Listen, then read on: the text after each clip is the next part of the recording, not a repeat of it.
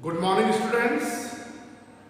In today's class, now we are going to do one numerical sum about business transaction in a proper manner, in a proper form that is known as generalize. आज जो हम topic करेंगे, आज जो हम सम करेंगे practical सम, identification करने के बाद में बिजनेस ट्रांजेक्शन को हम जब प्रॉपरली इसकी रिकॉर्डिंग कर रहे हैं तो एक सिस्टमैटिक मैनर में रिकॉर्डिंग कर रहे हैं जिसको हम बोलते हैं जनरलाइज करना। Generalize the following transactions. हमारी जो बुक है उस बुक का एक सम मैं करवा रहा हूँ, प्रैक्टिकल सम, पेज नंबर 84 न्यू बुक में, ये शायद 94 या 91 में है अपने पास में, आप लोग थोड़ा देख लेना, सम को मैं रिपीट करूँगा उसमें, ठीक है। मेरी बुक के अकॉर्डिंग जो सम है वो हमारे पास चल रहा है page number 84, question number 1, accounting equation के बाद में हम जनरल एंट्रीज बना रहे हैं, ठीक है। According to traditional approach, first of all the business transaction should be identified and then recording. Recording करने के लिए जो हमारा पहला प्रोसेस होता था वो सोर्स डॉक्यूमेंट्स होते थे। What is the meaning bye source documents? कि बिजनेस ट्रांजेक्शन को हम जब इनिशियली स्टेज पे रिकॉर्डिंग करते हैं तो हम उसे सोर्सेज डॉक्यूमेंट के अंदर या सोर्स डॉक्यूमेंट में रिकॉर्ड करते हैं, supporting document. For example cash memo, हमने कोई गुड्स कैश में सोल्ड करा, हमें कस्टमर को एक कैश मेमो देना पड़ेगा। ओरिजिनल तो हम उसको बिल तो उसको दे देंगे कैश मेमो की, बट डुप्लीकेट हमारे पास है। या इनवॉइस है, क्रेडिट बेसिस पे आपने कुछ सोल्ड करा, आपके पास इनवॉइस रहेगा, ओरिजिनल तो आप उसको दे देंगे, डुप्लीकेट हमारे पास, या बिल वगैरह जो हमारे पास में आता है, ठीक है। या हम बैंक में कोई अमाउंट डिपॉजिट करा रहे हैं तो हमारे पास पेइंग स्लिप होती है, कोई अमाउंट हम रिसीव करते हैं, पेमेंट करते हैं, उसका एक वाउचर आपके पास होता है। सोर्स डॉक्यूमेंट होते हैं जो आइडेंटिफाई के बाद में आपको रिकॉर्डिंग करनी है। अब उस चीज के बाद में सोर्स डॉक्यूमेंट के बाद में जो नेक्स्ट स्टेप हमारा होता है दैट इज अकाउंटिंग डॉक्यूमेंट्स। और अकाउंटिंग डॉक्यूमेंट्स में बिजनेस ट्रांजैक्शन को जब हम रिकॉर्ड करेंगे तो उसका पहला प्रोसेस होता है जनरलाइज करना। All the business transaction should be generalize in a accounting vouchers, in accounting processing. एक सिस्टमैटिक मैनर है हमारे पास में। अब आइडेंटिफिकेशन रिकॉर्डिंग हमने प्रीवियस क्लास में, लाइव क्लास में भी करा है, मैंने यूट्यूब वीडियोस में भी आपको बताया था। अब हम उसको एक सिस्टमैटिक तरीके से ऑपरेट करेंगे। तो we are going to do one numerical sum about business transaction of Himanshu.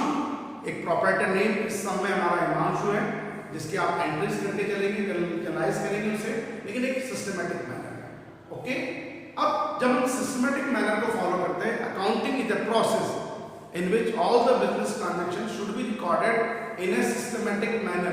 आपको एक systematic manner में रिकॉर्डिंग करनी है। जो बुक कीपिंग का पार्ट है अकाउंटिंग वाउचर्स में, आप जब एंट्रीज करेंगे it is a part of book keeping, ये बुक कीपिंग का पार्ट का प्राइमरी स्टेज। तो एक सिस्टमेटिक तरीके से हमें कॉलम ड्रॉ करने हैं और वो कॉलम कैसे ड्रॉ होंगे वो आज हम क्लियर करेंगे। सबसे पहले प्रेजेंटेशन ऑफ द सम आप हेडिंग लिखेंगे कि आप किस प्रोप्राइटर की बुक को जनरली मेंटेन कर रहे हैं, प्रोप्राइटर नेम क्या है और उसमें आप क्या प्रोसेसिंग करने जा रहे हैं। जैसे मैं सम पढ़ूंगा, क्वेश्चन नंबर 11 मेरी बुक के according, generalize the following transaction in the books of Himanshu. एक प्रोप्राइटर है हमारे पास में, उसका नेम है हिमांशु, और आपको बिजनेस ट्रांजैक्शन को, फॉलोइंग ट्रांजैक्शंस को, बिजनेस जो हमारी एक्टिविटीज हैं उन्हें रिकॉर्ड करना, जनरलाइज करना है, ओके। तो फर्स्ट ऑफ ऑल हम इसमें शो करेंगे पहले फॉर्मेट होगा जर्नल एंट्रीज, ये आपकी हैबिट हो जाएगी, in the books of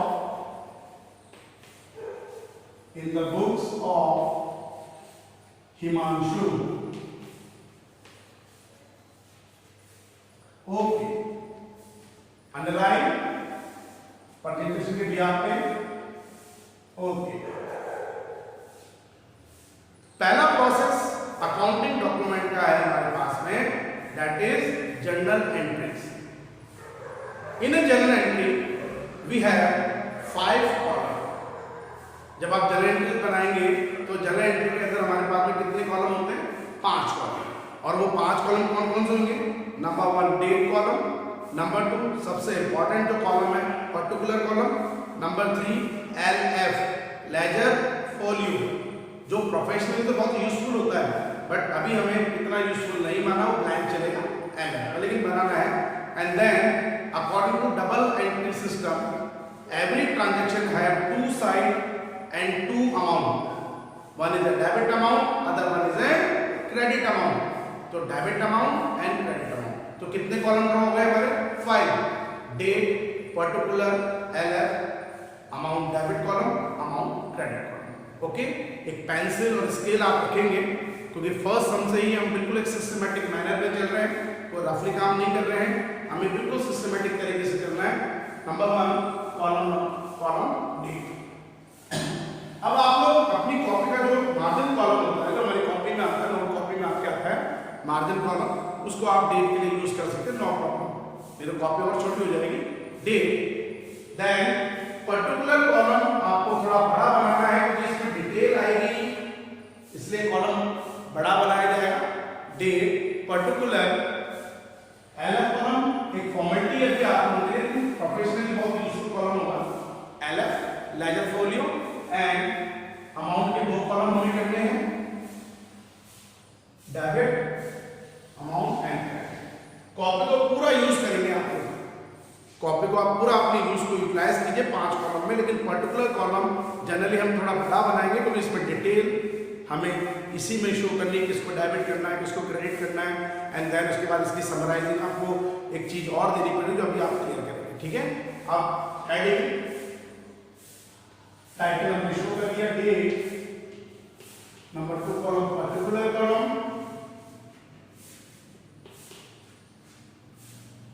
LF capital letter में लेजर फोलियो, ठीक है, LF एंड अमाउंट।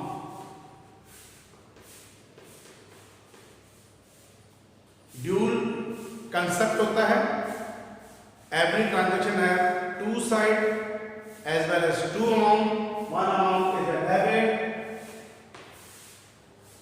जिसको आप शॉर्ट फॉर्म में DR लिख सकते हैं, no problem at all, and number 2 credit, CR। ठीक है, आप डेबिट और क्रेडिट लिखना, DR CR लिखना, डेबिट क्रेडिट पूरा लिखने की आपको कोई रिक्वायरमेंट नहीं है, ये हमारा हो गया फॉर्मेट। अब डेट जनरली जब हम शो करते हैं तो वो डेट शो करने का भी बेटा एक तरीका हमारे पास में होगा, थोड़ा ध्यान देना आप लोग।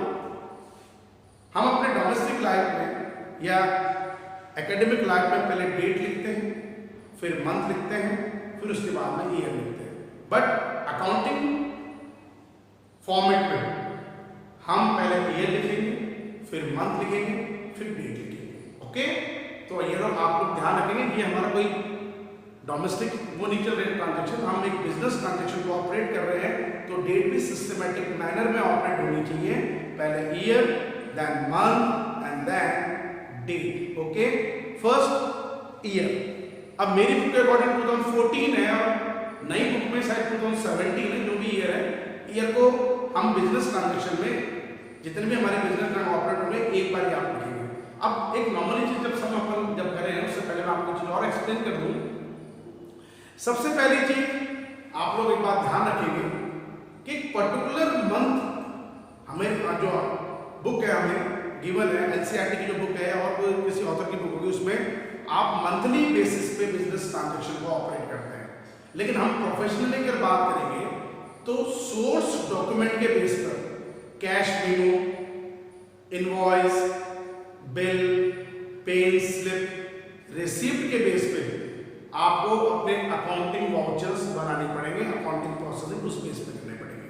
मतलब डेट वाइज उसमें चलता है, आपको आगे की डेट का कोई पता नहीं होता कि क्या ट्रांजैक्शन ऑपरेट होगा, लेकिन बुक में हमें एक पर्टिकुलर पूरे मंथ का ट्रांजैक्शन दे रखा है, लेकिन ये नहीं कि आप डेट को ऊपर नीचे कर देंगे, सिक्वल वाइज डेट आप लेके चलेंगे, पहले फर्स्ट, फिर सेकंड, फिर थर्ड, फोर्थ, फिफ्थ, इस तरीके से। ठीक है, तो थोड़ा प्रोफेशनली लाइफ में और एकेडमिक लाइफ में थोड़ा फर्क रहेगा, लेकिन हमें एक बेस चीज समझनी है। हमें एक पर्टिकुलर मंथ गिवन है, बिजनेस ट्रांजैक्शन आपको पर्टिकुलर मंथ के गिवन है, जिसको आप जनरलाइज कर रहे हैं इन ए जनरल बुक के अंदर, इसको बोलते हैं जनरल बुक। ये हमारी उसमें हम एंट्रीज बनाते हैं। ये पहला स्टेप होता है बिजनेस ट्रांजैक्शन को सिस्टमैटिक मैनर में ऑपरेट करने का according to traditional approach. Date, particular, LF, debit amount and credit amount. Okay, now we are going to start this sum. 2014 old book में, नई बुक में 2017 है, 18 है, वो भी आप ये लिख सकते हैं। मेरी बुक में 2014 है। ये दिसंबर के ट्रांजैक्शन, आपको मंथ गिवन है दिसंबर, और ये भी कोई जरूरी दिसंबर में 31 डेज होते हैं, तो सारे दिन ही हर डे पे आपको ट्रांजैक्शन देकर रखेगा। किसी मंथ में किसी डे कोई ट्रांजैक्शन नहीं है तो आप उसका कोई बिजनेस रिकॉर्डिंग भी नहीं रखेंगे। ओके, तो दिसंबर 1 2014 इनिशियली हिमांशु ने अपना बिजनेस स्टार्ट करा है। Business started with cash ₹75,000। इन्हीं ट्रांजैक्शन को हमने ट्रेडिशनल अप्रोच से पहले मॉडर्न अप्रोच में भी रिप्रेजेंट करा था, लेकिन अकाउंटिंग इक्वेशंस के अंदर प्लस माइनस करके A = C + N, लेकिन वो चीज अब नहीं है। अकाउंटिंग इक्वेशन आपका प्रोफेशनली पार्ट नहीं होता, अकाउंटिंग पार्ट नहीं होता, हमारा ट्रेडिशनल पॉइंट है डेबिट क्रेडिट। ओके, हम इसको शो करके चलेंगे। अब प्रेजेंटेशन के अकॉर्डिंग हम क्या मानेंगे, आपको बिजनेस एंटिटी के बिहाफ पे, ऑनर्स के बिहाफ पे नहीं सोचना है, हम बिजनेस एंटरप्राइजेस के बिहाफ पे देखेंगे कि जब हम बिजनेस स्टार्ट कर रहे हैं तो बिजनेस स्टार्ट करने में फॉर्म में पैसा इंट्रोड्यूस हो रहा है, डेबिट। तो business started with cash, cash is the real account, debit what's come in 2014 December 1। Date आप इस तरह से मेंशन करेंगे, पहले ईयर, फिर मंथ, उसके बाद में date. Okay, business started with cash, form में पैसा इंट्रोड्यूस हुआ, debit what's come in, cash आ रहा है तो कैश को आप डेबिट करेंगे। लेकिन एक फॉर्म पे इंटरनल लायबिलिटीज भी तो है, capital. Capital is internal liabilities, और इंटरनल लायबिलिटीज आप all the liabilities are credit in general entries.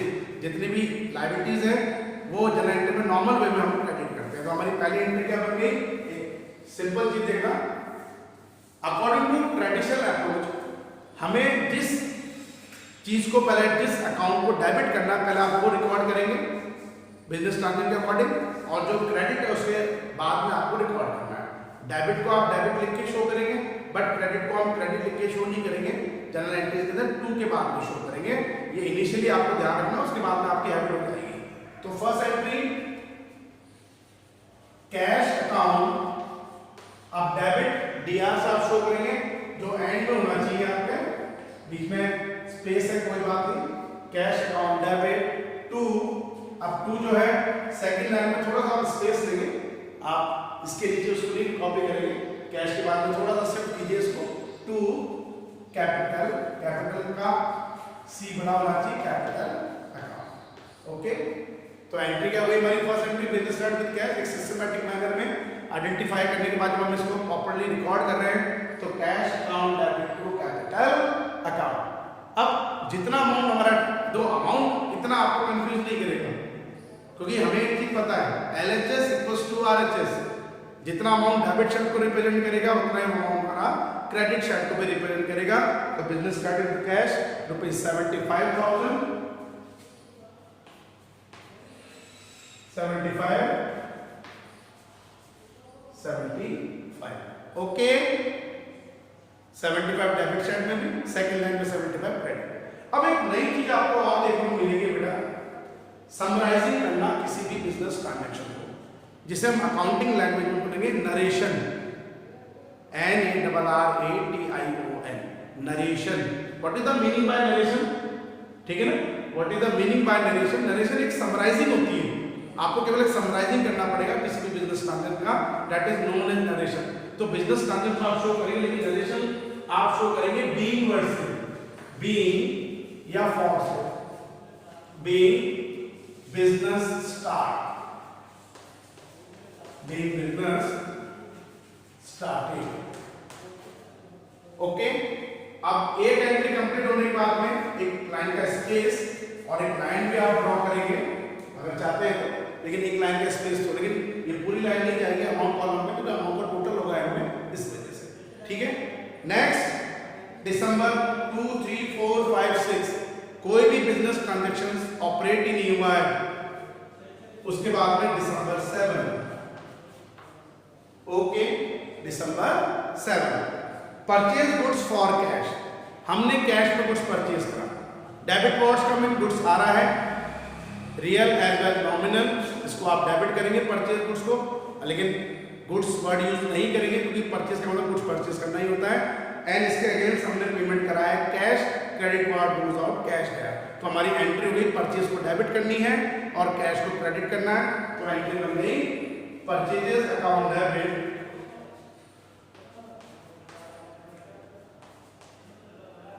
To cash. How many amount? That is rupees 10,000। Narration being goods summarize करने के लिए goods purchased, okay. Second transaction complete.